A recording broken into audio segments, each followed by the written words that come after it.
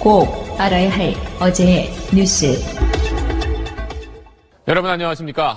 오늘 8시 뉴스는 최근 청와대 임종석 비서실장의 방문으로 관심이 커진 아랍에미리트 원전과 관련해서 저희가 단독 취재한 내용으로 시작하겠습니다.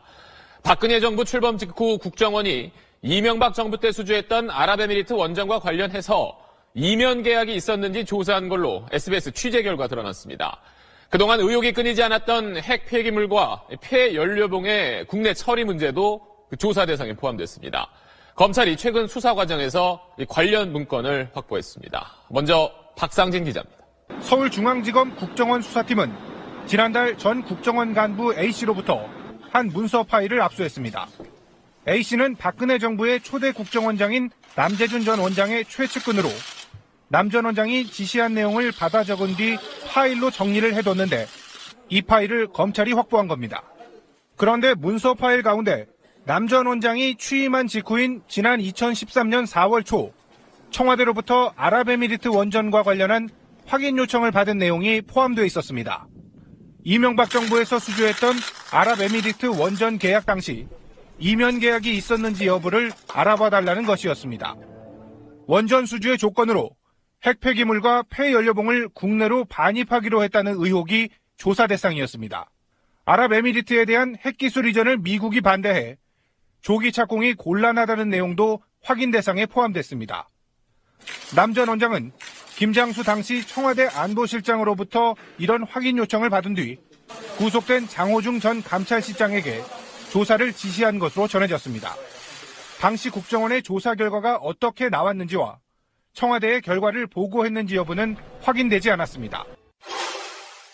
지난 2010년 4월 국회 대정부질문에서 아랍에미리트 원전 핵 폐기물을 국내로 들여와 처리하기로 한 이면 계약이 있었다는 의혹이 제기됐습니다.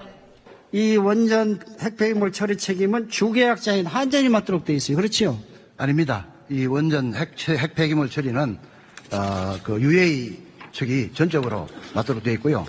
정부의 부인에도 한동안 똑같은 의혹 제기가 이어졌지만 아랍에미리트 원전의 계약 주체인 한국전력은 사실이 아니라고 강하게 부인했습니다. 하지만 검찰이 확보한 문건에는 박근혜 정부가 출범 직후인 2013년 4월 국정원을 통해 이면 계약 여부를 확인했던 사실이 기록돼 있습니다. 박근혜 정부도 이명박 정부의 설명을 믿지 못했다는 얘기입니다. 문건에는 핵 폐기물 한국 반입, 사용 후 연료봉 한국 보관, 이면 계약 조건 수주라고 적혀 있어 이 부분에 대한 조사가 이루어졌을 것으로 보입니다. 이면 계약이 사실이라면 폐연료봉 재처리 시설이 없고 보관 공간도 포화 상태에 다다른 우리나라로선 상당한 부담을 떠안은 셈입니다. 아랍에미리트 원전 문제가 다시 수면 위로 떠오른 상황에 검찰이 관련 문건을 확보한 만큼 이면 계약의 실체에 대한 수사가 불가피할 전망입니다. 지난 9일 임종석 청와대 비서실장이 아랍에미리트를 방문할 당시 서동구 국정원 1차장이 동행했습니다. 당초 동행 사실을 공개하지 않았던 청와대는 동행 배경에 대한 의문이 제기되자 뒤늦게 정보교류 차원이라는 모호한 설명을 내놨습니다. 그러나 원전 수주 과정의 국정원 관여 정황이 박근혜 정부 당시 포착됐던 것으로 알려진 만큼 서동구 차장의 동행에 또 다른 이유가 있을 가능성도 배제할 수 없습니다. 남재준 전 국정원장은 2013년 3월 취임 직후 국정원이 계약 과정이 공개되지 않은 부분에서 모종의 역할을 한 사실을 확인했던 것으로 알려졌습니다. 따라서 이면 계약의 존재 여부도 국정원이 가장 잘 알 것으로 보고 내부 감찰 조사를 지시했던 것으로 보입니다. 남 전 원장에게 이면 계약 여부에 대한 진상 파악을 지시한 것으로 알려진 김장수 전 안보실장은 SBS와의 통화에서 이면 계약 진상 파악 지시는 기억나지 않는다, 모르는 일이라고 말했습니다. 문건을 작성한 것으로 알려진 전 국정원 간부 A씨는 문건에 그런 내용이 있었다면 사실일 가능성이 높다면서도 정확한 내용은 기억나지 않는다고 밝혔습니다. 2009년 12월 원전 수출을 계약하기 전 김태영 국방장관은 아랍에미리트를 2차례 방문해 군사교류협력 협정을 체결했습니다. UAE 측에서 여러 가지 군에서의 좀 협조나 이런 거를 희망을 했습니다. 이런 포괄적인 그런 거를 제가 스펙트럼을 제시를 했고 그거에 대해서 UAE 측에서는 굉장히 만족하게 생각을 했습니다. 이듬해 6월 국방부는 정비와 군사훈련 노하우를 아랍에미리트에 전수할 육해공군 예비역을 모집했지만 지원 인력 부족 등으로 파견이 보류됐습니다. 이명박 정부 마지막 해인 2012년 다시 아랍에미리트 비행훈련센터 설립 계획을 세웠습니다. 굉장히 간절했던 것 같습니다. 그래서인지 브로커를 이용해가지고 이제 한국 쪽하고 이렇게 접촉을 했던 것 같습니다. 이번엔 인력이 꾸려져 파견 준비에 들어갔습니다. 그런데 박근혜 정부가 들어선 2013년 3월 사업은 취소됐습니다. 2013년 3월 그 시기쯤 돼가지고 특별한 설명 없이 모든 것들이 종결됐다, 끝났다. 그 연락을 받고 박근혜 정부가 이명박 정부의 원전 수출에 대한 의혹을 들여다보면서 원전 수출의 대가로 보이는 군사 협력에도 선을 그은 걸로 보입니다. 아랍에미리트로서는 우리나라와 군사 협력을 맺은 뒤 국산 무기 수입을 30배나 늘려간 상황. 군 관계자는 우리가 군 지원 약속은 어기고 돈만 벌어간 셈이어서 아랍에미리트의 감정이 단단히 상했었다고 말했습니다. 방송 중간에 좋아요를 눌러주시면 새날팀들에게 큰 힘이 됩니다. 미리 감사합니다. 트위터가 진짜 언론입니다. 예, 12월 28일 목요일 무려 2년 전에, 정확하게 2년 전에 박근혜의 한일 위안부 합의 일방적인 발표가 있었던 그런 날이기도 하고요. 자, 2년 동안 그 빡침을 간직하고 아직까지 방송을 하고 계신 우리 신비님. 반갑습니다. 예, 어서 오시고요. 감기 때문에 죽겠어요. 빡친 신비? 감기 걸린 신비. 참. 짱돌로도 안 되더만, 감기는. 짱돌을 갈아 마셔야지. 짱돌을 그냥 갈아 마시는 게 아니고요. 소주에다가 고춧가루를 타가지고. 그렇게 먹어야 떨어지는. 아니지, 너 감기야? 이리 와. 짱돌로 막 조사버리면 돼. 너 감기? 이리 와. 막 조사면 돼. 네. 나는 저번에 이런 황당함이 참 컸어요. 자, 명정님. 안녕하세요. 유명정입니다. 예, 어서 오시고. 자, 우리 마차님도. 안녕하세요. 마차입니다. 요즘 새날 달력 포장하느라 힘드시죠? 네, 그런데 오늘 또 재밌는 일이 있었어요.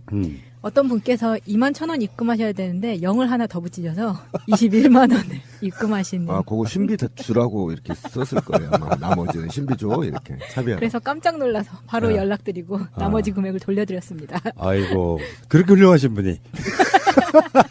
근데 동그라미 3개를 더 쳤어요. 끔찍하다 진짜. 아유. 또 어떤 분한테는 그게 생활비 보통 이제 여기 후원이나 뭐 이런 거 하시는 분들은 어떤 생활비 기준 이런 게 있기 때문에 만약에 21,000원 보낼 거를 21만 원 보냈다고 하면은 이분은 최소한 한 3, 4일은 굶으셔야 돼요. 이분은 굉장히 부자네. 10만 원 이상 통장에 있다는 게 대단한 겁니다. 아, 제가 전화 드릴 때까지 모르고 계셨더라고요. 이런 게 있어. 그게 손떨림 현상이라고 우리 그 시민의 눈에서 한참 문제 제기했던 거 있잖아요. 손떨림 현상. 공 하나 더 치는 거. 근데 요즘에는요, 글자를 치시지 말고요. 송금할 때 10,000원 단위, 10만 원 단위 이걸 여러 번 누르면서 하는 게 있어요. 10만 원 4개 누르면 40만 원 이런 식으로 이렇게 다 그런 기능이 있기 때문에 그 기능을 쓰시는 건 어떨까 한번 알려드려보고. 자, 어쨌건 오늘도 재밌게, 즐겁게, 많은 분들이 그러십니다. 신비님 나오는 방송이 제일 재밌다. 예. 아, 그래요? 재미는 있죠. 제가 재밌는 사람이 아닌데.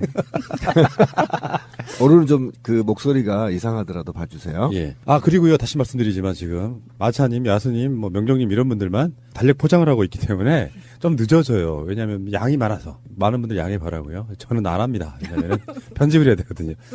자, 출발하겠습니다. 제도로서의 민주주의가 흔들리고 구타는 일은 이제 없습니다. 민주주의가 밥이고 밥이 민주주의가 되어야 합니다. 자, 아주 중요한 뉴스라고 볼 수는 없는 것 같지만 정말 중요한 뉴스예요. 어쩌면 몇십 년 후에는 한민족이 지구상에 사라질지도 몰라요. 왜 그러냐면 진짜로 결혼들을 안 해요. 아이도 안 낳고. 그렇다 보니까 이게 문재인 정부에게도 부담이 되고 있습니다. 실제로 그래서 문 대통령이 최근에 뭐 국무회의나 수보에서 그런 이야기를 여러 번 해요. 젊은 사람들이 결혼 안 하겠다, 아이 안 낳겠다 이런 분위기로 가다 보니까 지금 최근에 10월 달에 혼인 건수가 있잖아요. 월별 통계를 작성한 게 2001년도부터래요. 근데 그 기준으로 했을 때 이번 10월이 가장 적었답니다. 17,400건. 우리나라 인구가 얼마인데 그게 가장 적었고요. 지난해 10월과 비교해서도 20% 정도 감소했고. 20%면 되게 큰 그럼요. 건데. 예. 내년은 더 심할 겁니다. 이게 그냥 3, 4% 빠지는 것도 심하게 빠진 거거든요. 20% 빠졌다고 하면은 결혼을 정말 안 한다는 게 체감적으로 느껴지는 거예요. 우리도 주위에 보면은 뭐 다녀오신 분들 말고 아예 안 가신 분 중에 대표적으로 야수님 이런 분들 있잖아요. 우리 패널들 중에 결혼 안 하고 지금도 이렇게 총각으로는 또는 처녀로 계시는 분도 있잖아요. 결혼을 한다 하더라도 손해 마이너스 1 하나만 낳거나 저 같은 경우 우리 곰피디도 하나밖에 안 낳죠. 네, 그러니까 손해 보는 거죠. 그런데 이게 말이에요. 이게 기사가 좀 잘못됐습니다. 요즘 방송들이 생각 없이 쓰는데 아이 안 낳고 결혼도 안 하는 한국이 아니에요. 아이도 못 낳고 결혼도 못 하는 한국이야죠. 이해가시죠? 그렇죠. 예. 하고 싶은데 못 하는 못 거잖아요. 하는 겁니다. 사실. 안 하고 싶은 게 아닌 거죠. 그리고 꼭 결혼을 해야만 아이를 낳을 수 있느냐 이것도 바뀌어야 된다고 생각하는 그렇죠. 게 결혼하지 않아도 사실혼 아니면은 동거 예. 이런 뭐 프랑스처럼 팍스라고 하는데 그 정도만 유지를 하더라도 사실상 법적 가족으로 인정을 해주고 아이를 낳고 사는데 문제 없도록 그렇게만 해주면은 훨씬 이 출산율이 더 낮지 않을까. 뭐 제 여사친도 한 명 있는데 그분은 결혼 안 하고 아이만 낳았어요. 결혼하기에는 너무 두 가족을 차리기에는 비용이 많이 들어가니까 자기 능력껏 되는 만큼 아이만 하나 낳아서 키워요. 잘 키웁니다. 사실 이 결혼과 출산율의 문제는 이게 시대가 변해가면서 어쩔 수 없이 변해가는 양상이기는 해요. 어떻게 개인의 나의 행복을 추구하는 시대로 이제는 접어들었기 때문에 어찌할 수 없는 사회적인 현상이라고 우리가 인정을 하기는 해야 돼요. 그렇지만 아까도 얘기한 것처럼 먼 훗날 정말 그 인구 절벽이 심해져서 사회에서 노동을 할 수 있는, 그러니까 생산적으로 돈을 벌어들일 수 있는 인구가 너무 적으면 복지도 할 수가 없고 이제 아무것도 할 수 없는 세상이 올 수가 있어요. 그런다고 봤을 때 사실 정부나 국가의 기본적인 입장에서는 어떻게 하면 이런 결혼을 늘리고 출산율을 늘리고 할 것인가는 굉장히 심각한 고민사항인데요. 사실 지난 9년 동안은 땜빵 처방, 그냥 생색내기 처방 외에는 없었다고 봐요.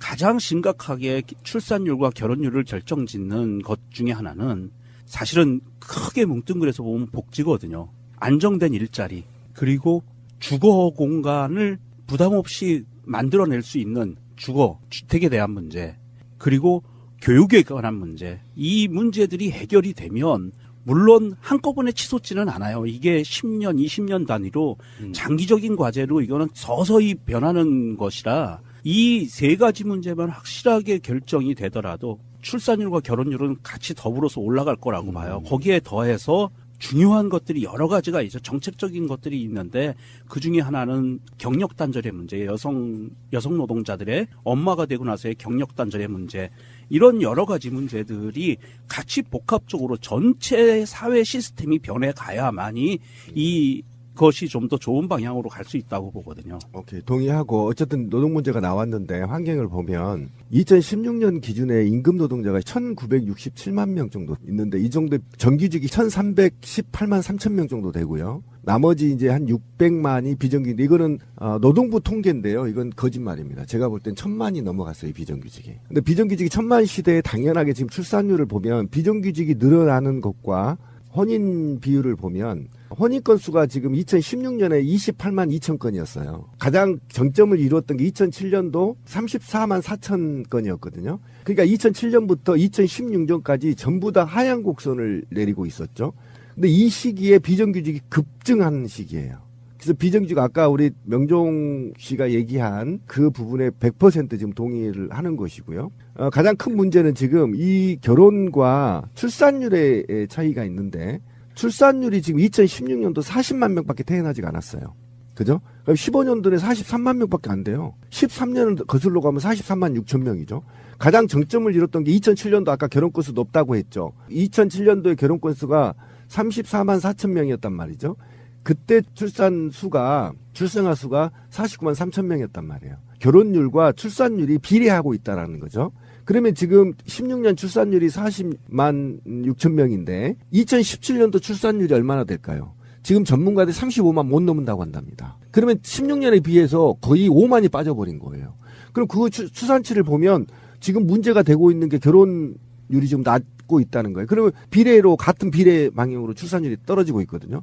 이게 굉장한 큰 문제인데 이걸 뭐 전문가들은 드디어 무자식 상발자 시대가 왔다 이렇게 얘기를 하더라고. 굉장히 전문 용어를 쓰더라고요.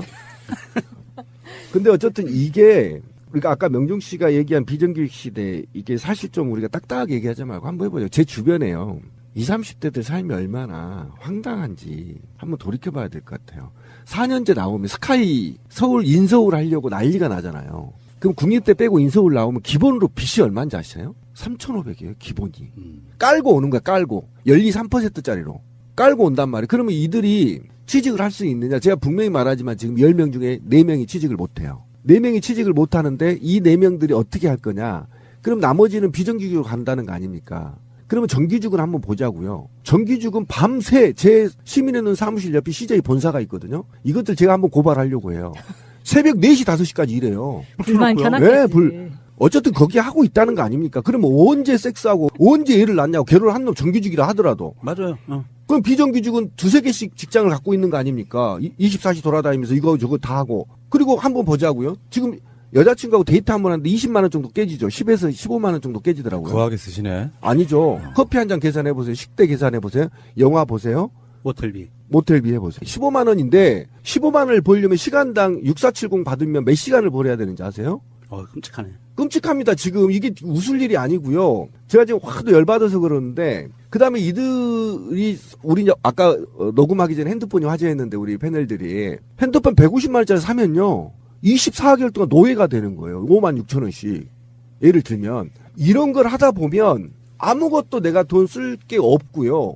애인한테 목도리나 사줄 수 있는 돈이 없단 말이에요.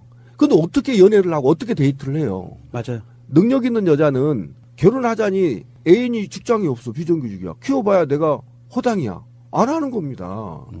이게 그러면 문제가 뭐냐. 제가 볼 때는 지금 특단의 조치를 강구해. 아까 우리 권 PD가 얘기했는데 이러다가 우리나라 없어진다 이 얘기인데 저는 거기 동의해요. 이게 몇 년 가면 없어집니다. 왜 그러냐면 한국 사회가 굉장히 마초적인 국가이잖아요. 남성 중심 사회이고 한번 생각해 보자고. 직장도 다니면 아이 낳으러 들어가면 뭐 경력 단절 나지 남자들이 또 뭐 하지 어쨌든 그렇잖아요.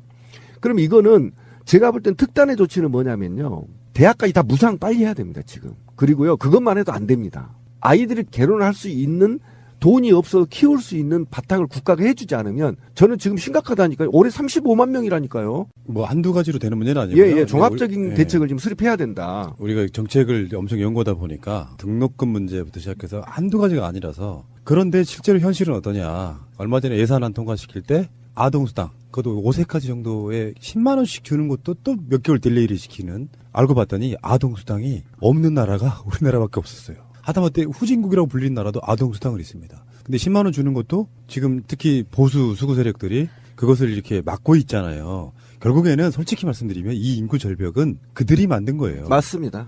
그들이 지금 온갖 겉대 반값 등록금 논쟁도 지금 시작된 지 언제예요? 아마 내년부터 바뀌는 부분이 분명히 또 있긴 한데 어쨌건 빨리 그러니까 우리가 막 적폐청산에 뭐네 하지만 사실은 우리나라가 좋은 나라가 됐다는 진짜 증거는 사람들이 결혼을 많이 하고 아이를 많이 낳게 되는 그런 시점까지 가는 거라서 당연히 그렇죠. 굉장히 많고요. 그런데 이거는 분명히 말씀드리지만 문재인 대통령이 할 수 있는 문제가 아니에요. 예를 들면 이번에 아동수당 얘기를 꺼냈는데 이때 정말 국민들이 짱돌 들고 나왔어야 돼요. 그래서 자유한국당 조사버렸어야 된다니까요. 이렇게 특단의 국민들의 요구사항이 집결되지 않고 위정자들이 뭐 해주겠지. 절대 안 바뀝니다. 두고 보십시오. 자유한국당 저렇게 도발하는데 어떻게 국회에서 통과가 됩니까? 앞으로의 추세 어떻게 될 것인지 추세 좀 보고 다음 이슈로 넘어가겠습니다. 지금 추세대로라면 올해 혼인 건수가 1974년에 25만 9,600건 이후에 43년 만에 최저치에 머물 가능성이 가장 큰데요. 올해 1월부터 10월까지 누적 혼인 건수가 21만 2,300건, 지난해 같은 기간에 22만 7,800건보다 6.8%가 줄어든 거거든요. 통계를 작성한 334개월 동안 혼인 건수는 2만 건 미만이었던 적이 총 14번 있었는데 그중 3번이 올해 7월, 9월, 10월이었습니다. 예. 그래서 아마 다음 대선쯤에는 대선 캐치플레이즈가요. 결혼하고 싶은 나라 뭐 이런 게 등장하지 않을까 싶어요. 10년 전이었던가요? 대선에 나와가지고 어떤 분이 그랬죠. 결혼하면 1억 준다고. 허경영 씨. 네. 알겠습니다. 잠시 후에 오겠습니다. 자, 여러분들께 좋은 소식과 나쁜 소식이 있는데 그중에 어떤 것부터 전해드릴까요? 좋은 것부터 하죠. 우병우 석방 시도 실패. 자, 우병우가 구속 적부심을 청구했는데 기각됐습니다. 근데 재밌는 게요. 이 구속 적부심에서 우병우가 직접 자기 변론을 했다고 그래요. 역시 법을 공부한 놈은 달라. 능력자. 아니 뭐 본인이 자격을 갖추고 있으니까 그렇게 한 거죠. 처음에 왜 구속 영장 청구를 할 때 들어가면서 그랬잖아요. 달게 받겠다 이렇게 해놓고 들어가서 열흘 만에 내가 구속돼 있는 거 억울해. 갇혀본 적이 없거든 살면서. 그러니까 본인 입장에서는 미치는 거야. 한 10일 동안 내가 구속된 게 맞는지 틀린지를 판단해달라고. 법이라는 게 웃긴 게 구속영장 청구를 하잖아. 그래서 법원이 어떤 사안들을 보고 이 사람 구속하는 게 맞아라고 청구를 했죠. 그리고 나서 또 다른 절차가 또 있어. 그러니까 선택사항이긴 하지만 구속 적부심을 신청한다는 게 난 그게 이해가 안 되는 거예요. 웃기지 않아요? 구속 영장을 발부한 건 발부한 건데 10일 만에 구속 적부심을 또 신청할 수 있어. 참 좋은 나라다 진짜. 그러니까 그 말은 조금 이따도 나오겠지만 구속 영장 절차가 불안하다는 걸 의미해요. 맞아요. 네, 불안하기 때문에 정식으로 재판부에 한번 이게 적합한지를 묻겠다는 거거든요. 그러니까 그 제도는 괜찮은데 법원 스스로도 또 수석으로 합격했던 우병우가 보기에도 사전 구속영장 제도 자체에 문제가 있고 허술하다. 보니까 어쨌든 서울중앙지법에 보니까 3명의 영장 전담판사가 있잖아요. 그러니까 그 제도의 자체에도 불만이 있고 그에 대해서 자기가 법원이 잘 알기 때문에 부당하다라고 해서 했지만 국민 정서를 굉장히 무시한 처사고요. 그리고 이렇게 왜 어차피 구속될 놈인데 이렇게 하는 거냐라고 생각해 보면 사실은 이들은 국민의 심리를 아는 아이들이에요. 그래서 과연 얼마나 국민이 적대적 감정이 어느 정도 수치인가를 계속 도발하는 거죠. 그래서 한 번은 기각을 해보면 국민들의 분노가 어느 정도 게이지가 올라와 있는지를 체크하면서 민감하게 반응하면서 자기들의 식구들을 감싸주려고 하는 하나의 프레임이라고 보시면 됩니다. 근데 다행히 신광열 판사가 구속 적부심을 맞지를 않았어요. 우병우와 같은 고향 경북 봉화라는 이유 그리고 서울대 법대 사법연수원 동기 그래서인지 구속 적부심 청구는 기각됐는데 이우철 부장판사 이 사람이 이제 그걸 기각했어요. 그러니까 어쩌면 이건 뭐 가정은 필요 없지만 신광열이었다면 구속 적부심이 받아들여졌을 가능성도 있어요. 그랬을 가능성도 있습니다. 예. 자, 그러면 나쁜 소식. 참, 네. 지금부터 이제 본격적으로 까드리겠습니다. 예. 조윤선의 구속영장이 기각됐습니다. 이제 보통 예전 같으면은 법원의 판단을 존중하고 이런 개소리 했을 텐데 검찰도 이건 너무 형평성에 어긋난다라고 강력하게 반발하고 있는 중이거든요. 근데 또 여기서 많이 들어본 이름 기각요정? 오민석. 나 진짜 뭐라고 그랬죠? 수수된 금품의 뇌물성 등 범죄 혐의에 대해 다툼의 여지가 있고 수사 및 별건 재판의 진행 경과 등에 비춰 도망 및 증거 인멸의 염려가 있다고 보기 어렵다. 정말 낯익은 그 표현들이에요. 다툼의 여지가 있고 도망 및 증거 인멸의 염려가 있다고 보기 어렵다. 이것들에 대해서 실질적으로 어떻게 지금 이 용어가 쓰이고 있는지 좀 설명 좀 해주십시오. 다툼의 여지가 있다라는 뜻은 구속영장을 심사하는 판사들이 보기에는 피의자의 변명이 그래 심적으로 수긍 갈 만해 이게 이상해요. 그다음에 도주의 우려가 없다. 향후 재판에서 실형 선고가 예상될 정도로 혐의가 중한 부분이 없을 수가 있다. 이런 뜻이거든요. 그러니까 더 쉽게 얘기하면 이런 거예요. 무죄 선고 가능성이 있다. 네. 그렇죠. 다툼의 여지라는 것이 다른 게 아니고요. 무죄 선고의 여지가 있다. 정식 재판에서. 그러기 때문에 신체를 구속하지 않는 상태에서 자유롭게 재판을 받을 수 있게 하는 것이 맞다. 이렇게 판단한 겁니다. 아니 이게 원래 헌법 정신에 의하면 불구속 수사가 원칙인 거는 맞습니다. 그것이 법원 전체가 대한민국 형사법 전체가 관통하고 있는 법 정신이고요. 불구속 수사가 원칙인 것은 맞는데 그런데 정말 중요한 거는 이겁니다. 불구속 수사의 원칙은 맞지만 국기를 흔들 만한 대한민국의 정체성을 흔들 만한 이런 어떻게 보면 반역자의 행태를 보인 사람들에게까지 불구속 수사의 원칙을 세워서 판단을 해야 되겠느냐. 첫 번째. 이거는 국민들의 법감정에 어울리지 않아요. 새가 날아든다는 여러분들의 하트를 먹고 삽니다. 잊지 않으셨죠? 에피소드 제목을 누르고 플레이가 되면 오른쪽 위에 하트를 꾹 눌러주세요. 오늘도 감사합니다. 더 많은 분들이 들을 수 있도록 하트 꼭 눌러주세요. 자, 보자고요. 제천 화재 사건의 빌딩주 구속됐죠. 자, 조윤선보다도 더 흉악한 사람일까요? 그렇지 않다고 봐요. 이 사람이야말로 명확하게 객관적으로 보면 제천화재 빌딩주가 과연 대한민국 사법체계에서 대한민국의 경찰을 피해서 국외로 도주할 수 있을 만한 역량을 가진 사람일까요? 그렇지 않다고 봐요. 그런데 조윤선은요, 권력의 핵심에 있었던 사람이에요. 얼마든지 해외로 도망갈 수 있는 능력을 갖고 있는 사람입니다. 그러면 도주의 염려가 있다고 봐야 돼요. 이거 그냥 단어 그대로 보면. 그리고 이 조윤선의 밑에서 업무 지시를 받았던 사람이 이미 구속돼 있는 상태예요. 그러면 그 위에 있는 사람이 어떻게 보면 같은 죄의 형량을 놓고 보더라도 구속되는 게 맞아요. 그런데도 불구하고 조윤선은 계속 구속기각이 나오고 1년 실형의 집행유예를 받아서 풀려나오고 이런 상황이란 말입니다. 자, 이거는 첫 번째는 국민법감정에 어울리지 않는 판단을 구속영장 전담 판사들이 해버린다. 본인들의 의지에 따라서 해버린다라는 거고요. 두 번째는 판사들이 보기에 A, B, C 범인이 있는데 같은 울타리 안에서 공범의 죄를 저지른 것과 마찬가지인데도 불구하고 누구는 구속, 누구는 불구속으로 판단을 한다. 그런데 굳이 이게 보면 유독 우병우와 조윤선에 그게 집중이 됐었어요. 불구속이라든지 선처해주는 게. 이거는 뭔가가 좀 문제가 좀 심각한 문제를 갖고 있는 거예요. 사법부내. 그러니까 어쨌든 오민석 판사는 조윤선을 유리공주로 봤던 거예요. 판결문을 보니까. 유리공주로 본 이유는 뭐냐면 비서가 갖다 주니까 받았다. 자기는 모르고 받았다 이런 거거든요. 주장이. 그건 박근혜 논리잖아요. 그러니까 그래서 유리공주를 만든 겁니다. 지금 유리공주를 만들었는데 그게 이게 같은 사법부 내에서도 얼마나 이게 황당한 거냐. 아까 우리 명종 씨가 얘기했는데 김기춘이 지금 3년형을 받았고요. 자기 상관이었었죠. 김종덕 전 문화부 장관 전직 장관이 2년을 받았어요. 그다음에 정관주 전 1차관이 1년 6개월을 받았어요. 신동철이 전 정무 비서관이 1년 6개월을 받았거든요. 그다음에 김상률이 1년 6개월 받았죠. 조윤선이 집유 2년, 1년에 집유 2년을 받았어요. 그다음에 김소영이 1년 6개월 받았거든요. 그런데 이 사람들 다 구속됐어요. 근데 조윤선만 안 된 거야. 그렇다고 치면 지금 오 판사가 국민들한테 설명해야 될 건 뭐냐면 그러면 같은 죄목으로 돈을 갖다 준 놈은 구속이 돼 있는데 받은 놈은 왜 구속을 안 시켰느냐. 이게 아까 그래서 명종 씨가 얘기한 국민 정서에 너무 멀었다는 거죠. 이게 바로 유리공주론에 이제 들어가는 겁니다. 사법계의 미인. 나름 사법계 내에서는 그렇게 통해요. 그래서 무한 배려를 지금 해주고 있다. 오민석이 지금 네티즌들이 지금 분노하고 있는 것이 저는 그게 이지매가 아니라고 생각합니다. 분명히 말하지만 그 여지가 있다. 왜 그러냐면 그러면 다른 구속자들도 풀어줘야 돼요.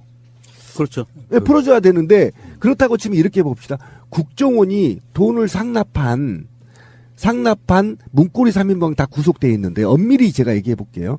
그러면 오민석 판사처럼 문고리 3인방한테 적용을 하면 사실상 직접 업무에 연관성이 없기 때문에 뇌물로 보기 어렵다.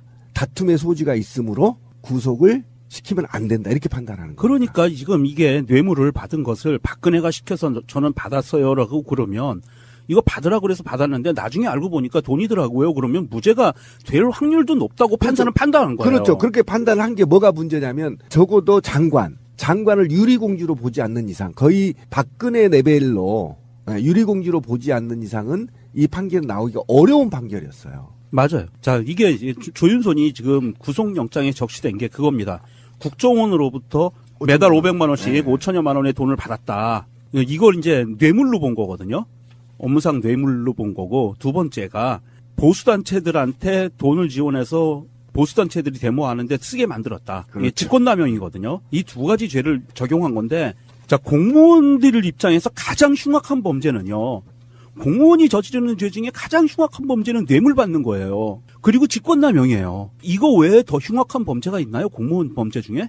그런데도 불구하고 그리고 능력이 있는 사람이에요. 무슨 말이냐면 장관을 했던 사람입니다. 권력의 핵심에 있었던 사람이에요. 이런 사람이 증거 조작이나 말 맞추기나 이런 것을 할 염려는 어마어마하게 많다고 봐야 돼요. 우리 일반 서민들은요. 검찰에 불려가면 사신하면 떨듯이 떨지만 이런 사람들은 안 그렇거든요. 별거 아니라고 생각을 해요. 그리고 자기한테 유리한 얘기만 하지 절대 떨지 않습니다.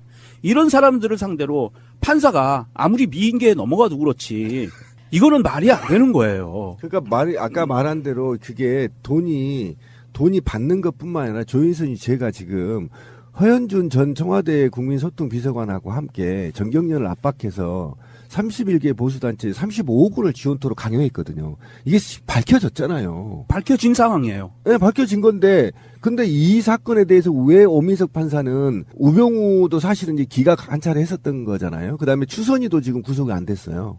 예, 네, 추선이 구속 안 됐습니다, 지금. 그 다음에 이어 조윤선까지 지금 영장을 기각시켰거든요. 그러니까 이게 왜 이쪽 파티에서만 유독 오민석이 기각을 하는 거냐. 이 문제에 본다면 오민석은 누군가의 특혜를 지금 주고 있다. 특혜를 받고 있다도 돼요. 네, 받고 있다.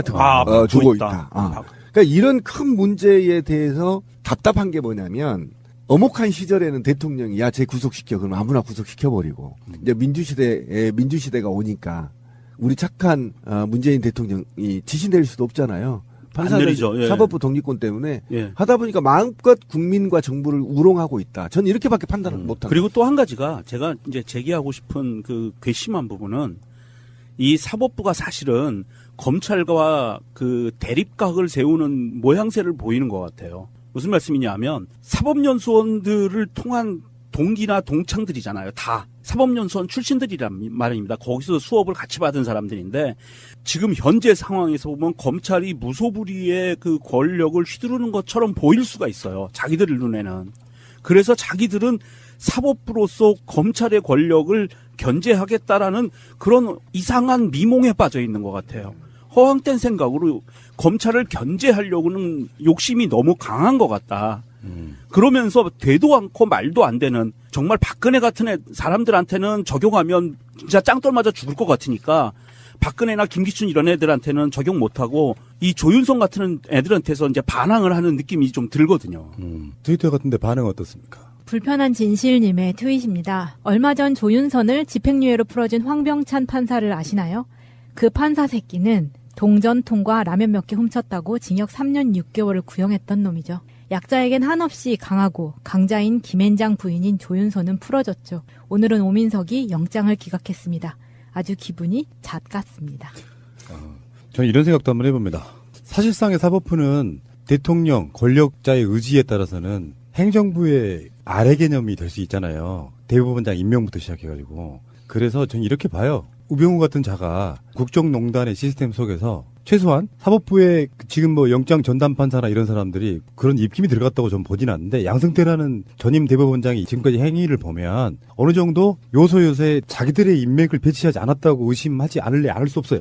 사실상 그렇잖아요. 그러니까 그 부분에서 뭐 사법부의 판단이 개지랄이고 같은 법을 놓고 이렇게 형평성도 어긋나고 검찰도 아무리 검찰 측이라고 하지만 법에 그렇게 벗어난 영장 청구나 이런 거 안 하거든요. 지금 저는 오민석이 문제라고 봐요. 근데 이 문제는요. 우리 명종 씨가 잠깐 얘기를 했는데 이 문제는 그냥 형사 사건이 아니에요. 국정농단 사건이고요. 그리고 탄핵이 됐던 사건입니다. 엄중하게 그 책임을 물어야 될 사건이 일반 그냥 뇌물수수가 아니에요. 근데 적폐청산 영장 기각률이 75%가 된다고 하는데 일반 기각률 23%에 비해서 3배나 높은 거예요. 지금 최근에 이제 오민석 판사 판결 때문에 굉장히 지금 국민들의 상처가 크지 않습니까?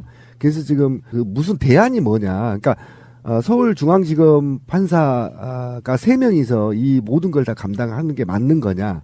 그럼 판사가 아무리 내부에 지침이 있다 하더라도 구속영장 집행이 비문으로 있거든요. 그러니까 그것과 관련해서 있다 하더라도 이게 지금 판사 마음대로 3명이서 할 수 있는 거냐. 나는 지금 문제를 제기하고 있는데 이것은 분명히 말씀드리지만 방법이 선진국에서 있어요. 그러니까 구속영장 적부심이나 이런 것들을 배심원제로 돌리면 쉽습니다. 국민 20명이요 밤새워서 이걸 심의하는 겁니다. 집단지성을 이용해서.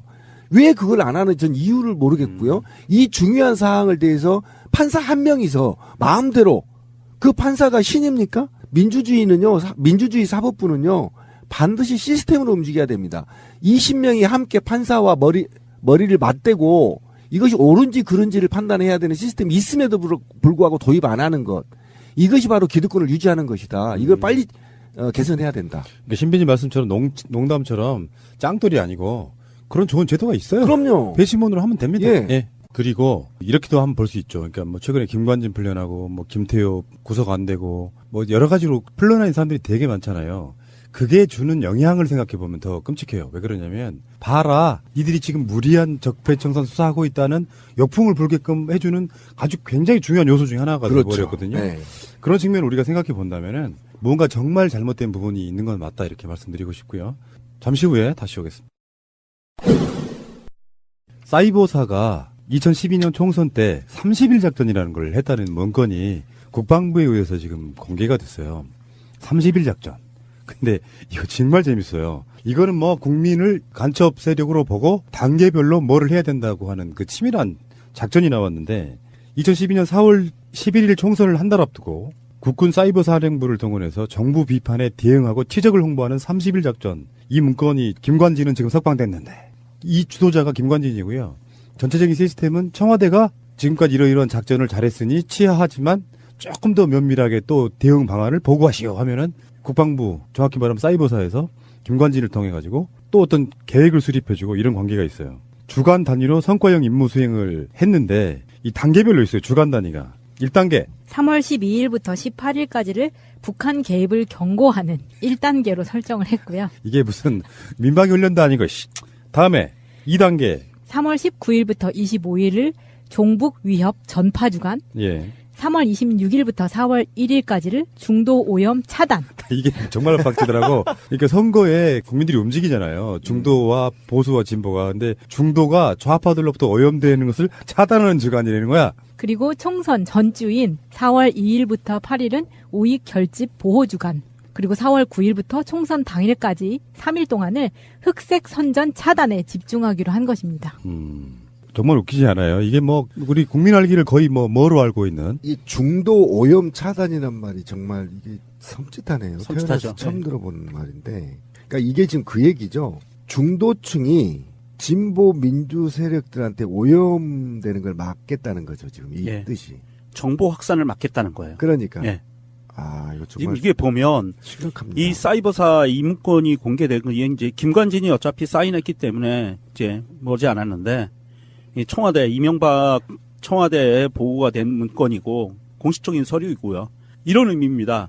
이 한 달 동안의 시스템 속에서 철저하게 민주 세력은 이 종북 세력으로 낙인을 찍어서 민주 세력을 한쪽으로 울타리를 쳐서 가둬버리고, 그리고 걔네들이 얘기하는 이 종북 세력, 민주 세력으로부터 나오는 모든 정보들이 중도 세력 그리고 보수 세력으로 정보가 확산되는 걸 차단하겠다, 이런 의미거든요. 그러니까 지금 정리를 해보면 이런 거예요.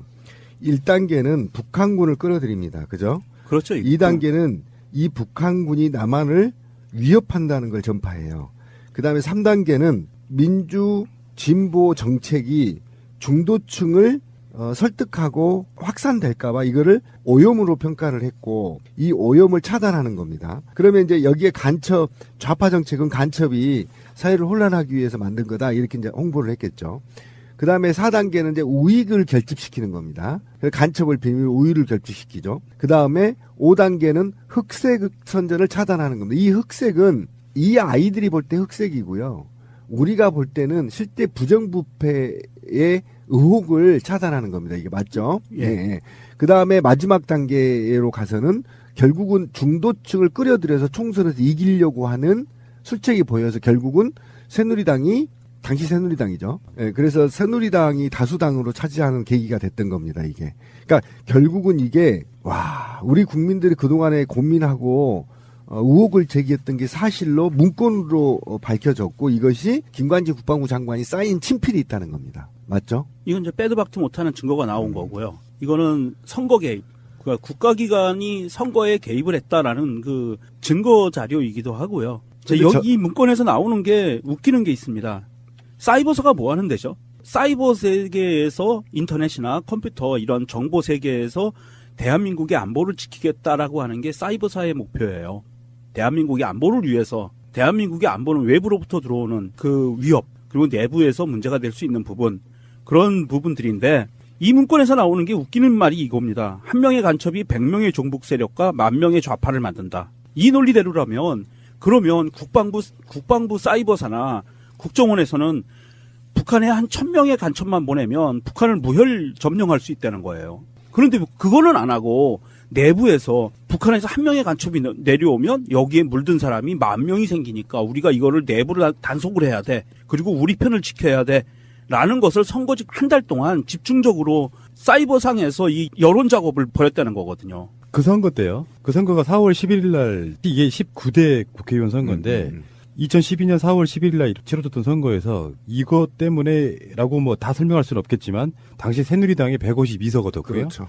다음에 민주통합당이 127석, 그리고 통합진보당이 13석, 자유선진당이 5석, 무소속이 3명 의석을 가졌던 바로 그런 선거인데 충격적인 게 이런 거였어요. 한 명의 간첩이 100명의 종북 세력과 10,000명의 좌파를 만난다. 그러니까 이 진보 민주 세력이 있는 사람들은 다 간첩한테 세뇌 교육 받은 사람들이다. 예. 이게 단적으로 이거 종북 세력이다. 이렇게 얘기하는 거죠. 그래서 지금 박사모 집회에 보면 문재인 대통령을 간첩이라고 써갖고 다녀요. 제가 그 이야기를 왜 하냐면 네. 지금 뭐 한 명의 간첩, 100명의 종북 세력, 10,000명의 좌파 이렇게 하는 거는 이 사람들은 자기들의 불법성을 피해가려고 나름대로 머리를 쓴 거예요. 실제로 간첩이 어딨어. 근데 군이 이 행위에 개입하려면 간첩이라고 하는 안보에 관련된 단어가 등장을 해야 돼요. 그러니까 사실은 앞에 있는 간첩은 사실 의미가 없는 건데 앞에다가 간첩을 집어넣어야만 자기들의 행위가 정당화되는 그걸 만들기 위해서 간첩이라는 말을 계속 쓰고 있는 거예요. 이게. 그렇죠. 그리고 이제 인터넷이나 극우단체들의 인기 있는 언론인이라고 해야 되나 이런 사람들이 나만의 간첩이 1만 명이다 뭐 2만 명이다 했던 근거지가 바로 여기에서 나오는 거거든요. 그리고 각종 집회에서 극우단체 집회에서 누구 간첩이라고 얘기한 게 이렇게 군이나 국정원이 이렇게 허위사실을 유포하고 그 허위사실로 세뇌가 된 사람들로 인해서 지금 국가가 분열의 열병을 앓고 있는 거 아닙니까? 이게 이제 범국민적으로 저는 대응을 해야 된다고 생각합니다. 왜 그러냐면 국정원과 군 사이버사령부가 세뇌시킨 일반 국민들이 지금도 길거리에 나와서 현 정부가 간첩 정부다니 어쩌니 이렇게 호도를 하고 있기 때문에 이 문제는 국가적 범 차원에서 다뤄줘야 된다. 방송이고 그다음에 이 전면적인 수사를 통해서 이들이 어떻게 더 점조직으로 움직이고 있고 그리고 이들이 지금은 향후에는 하지 않는 것인지 향후에도 이런 범죄가 내년 지방선거 이 범죄를 하지 말라는 법이 있나요?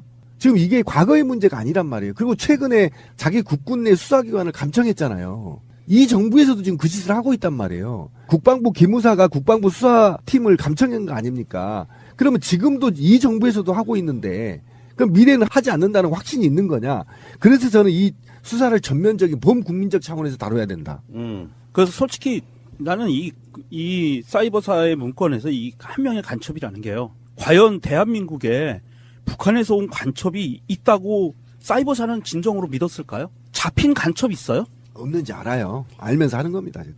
진짜 중요한 건 이 사건의 핵심 말이에요. 이명박과 연관이 있다는 거예요. 그렇죠. 사이버 사령부 관련 BH 협조 회의 결과라는 게 보도된 적이 있었어요. 얼마 전에. 그게 2012년 3월 10일 날 이야기인데 여기서 청와대가 이 문건을 보고를 받아요. 그리고 나서 청와대에서 나온 이야기가 이겁니다. 창의적인 대응 계획을 높이 평가하면서 주요 이슈에 대한 집중 대응을 또 연구해봐라. 이렇게까지 나오는 거거든요. 그러니까 이게 사실은 이명박이 관련돼 있는 게 맞죠. 근데 그 상황에서 지금 이 문건이 최근에 국방부가 비밀 해제한 문건이거든요. 근데 지금 여기에 핵심 당사자인 김관진이 다 사인을 해요. 그 서류에다가. 근데 김관진은 누군가에 의해서 석방됐습니다. 그러게요. 에이, 참. 어쨌건 증거랄까 자료들이 계속 쏟아져 나오면서 결국에는 이명박과 김관진은 또 구속이 될 수밖에 없는데 굉장히 지루하고 힘드네요. 증거가 나와도 정상적인 업무의 일환이었다 이런 식으로 몰고 갈 거 아니에요. 간첩 잡는다고. 그게 사법부가 한편이기 때문에 그래요. 네, 사법부가 한편이 아니라면 이건 용서할 수 없습니다. 이건 헌법에 나와 있어요. 공무원의 정치적 중립. 특히 대한민국은 군인이 정치에 개입하는 거에 이제 트라우마가 있기 때문에 굉장히 민감한 사항입니다. 이 사항이. 그래서 저는 결과적으로는 다시 국민이 들고 일어나야 된다. 이건 절대 용서할 수 없다. 지금 6개월 후에 선거 있어요. 어떻게 할 건데요? 만약에 그 선거에서 또 이들이 암약해서 지자체장을 자유한국당이 차지할 경우 중간평가라고 해서 또 이 정부를 흠집내고 이 정부의 개혁 드라이브를 발목 잡을 거란 말이에요. 이게 결국은 적폐청산 못하게 된다는 거죠. 그래서 저는 다시 촛불의 AS가 필요하다. 네, 그렇지. AS 촛불. 자, 통일부의 혁신 TF 격이죠. 통일부 정책혁신위원회. 여기서 오늘 방송하는 오늘 개성공단에 관련된 문제가 어떻게 일어났느냐 여기에 대해서 결과 발표를 했어요. 내부 진상조사 같은 거죠. 간단히 말하면은 애초에 이 사건이 일어났을 때 정부 발표는요, NSC에서 결정 내린 사안이다 이렇게 이야기를 했는데 그보다 이틀 정도 전에 이미 청와대에서 그걸 결정해놓고 있었다는 거예요. NSC는 요식행위로 하고. 근데 NSC 자체는 의결 기구가 아니기 때문에 사실은 국무회의에서 의결을 해야 된다. 이게 지금 원리예요. 그래서 개성공단 폐쇄에 관련해서는 박근혜의 청와대에서 임의적으로 내린 지시사항을 NSC 통해서 요식행위만 했다. 근데 정부 쪽에서는 NSC 의결사항이다 이런 식으로 몰아붙였는데 거기까지만 끝나는 게 아니라 저번에 우리 국정농단에 있어가지고 최순실 전체적으로 국정을 돌보는 팀이 따로 있었던 거예요. 최순실을 포함한 몇 사람이. 그중에 무슨 이유에선지 모르지만 개성공단 폐쇄해야 되는 거 아니야? 이 한마디가 일파만파 된 게 아니냐는 의혹을 갖고 있는 거죠. 자, 이게 보면 국가의 중요 정책 사항들은요. 대통령이 주재한 국무회의에서 국무총리가 주재하죠. 국무회의에서 문서로 발동이 돼요. 문서에 의해서 정책이 결정이 됩니다. 그런데 이것을 박근혜가 대통령이라는 지위에 있다는 한 가지 이유로 그냥 구두상으로 명령을 해요. 개성공단 폐쇄하도록 하세요. 하니까 그리고 이틀 뒤에 NSC가 열려서 그것을 모양새를 갖춰주고 NSC는 자문기구인데 모양새를 갖춰주고 그냥 정부가 그거를 정책으로 밀어버렸다는 거죠. 국무회의 의결도 나지 않고 그랬다는 건데 문제는 이게 심각한 문제예요. 어떤 문제가 있냐면 박근혜가 이렇게 구두로 했다는 것은요. 이것은 정말 법이 허용하는 한도 내에서 완전히 벗어난 거예요. 이건 자기 아버지가 하던 거를 그대로 따라한 것밖에 없고요. 그 보고 배운 것밖에 없어요. 그런 상태에서 자 그때를 보면 물론 북한이 핵 실험을 하고 했지만 중요한 것은요. 개성공단을 폐쇄한 것은 결정적으로 선거에 이용하기 위해서라는 거. 그것에 그 북한을 끌어들여서 다시 개성공단을 그러니까 북한 이슈를 계속 키워내기 위한 하나의 도발이었던 거죠. 대한민국의 수많은 이익과 중소기업들의 이익을 다 그냥 포기하면서 선거에 모든 것을 집어넣고 본인이 코너에 몰리는 것을 벗어나고자 그냥 하나의 사건을 이건 부풍 사건의 확대된 측면이라고 봐요. 이것도 일종의 부풍 사건으로 그냥 하나의 사건을 없는 사건을 만들어 버린 거예요. 그러니까 이 조치가 있고 나서 두 달 있다가 20대 총선이 그렇죠. 된 거거든요. 아까 제가 그런 얘기 하나 드리고 싶어요. 국정농단 정확한 의미를 아시는 분들이 많지가 않더라고요. 권력 자체를 거의 한두 사람이 좌지우지하는 걸 농단이라고 해요. 그렇죠. 국정농단의 대표적인 케이스. 정말 면밀한 분석에 의해서 이루어졌다기보다는 폐쇄하지 뭐 한마디 정도로. 이렇게 이슈가 돼서 막 극렬하게 대립을 하게 되면 선거에 훨씬 유리할 거야. 그렇죠. 분위기 확 잡아가는 거죠. 근데 이제 그 결과가 이제 증명이 되는 게 뭐냐면 장시호가 법정에서 통일대박론은 최순실 이모의 말이다.